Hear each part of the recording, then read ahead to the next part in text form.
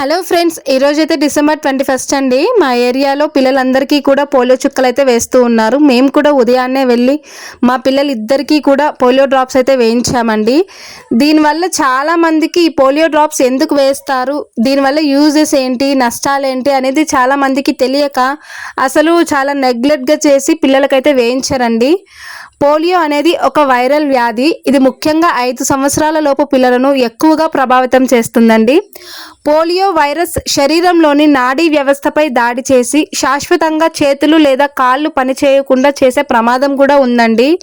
Polio drops ఈ virus నుండి పిల్లలను రక్షించే ఒక టీకా అండి.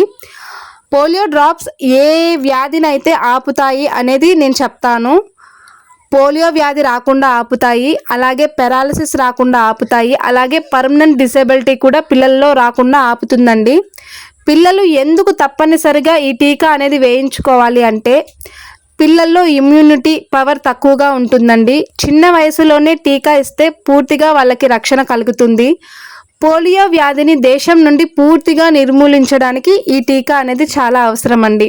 అందుకే మీ పిల్లలకు తప్పకుండా మర్చిపోకుండా పోలియో డ్రాప్స్ అయితే వేయించండి. ఇప్పటి వరకు ఎవరైనా సరే వేయించి ఉంటే కామెంట్ చేయండి.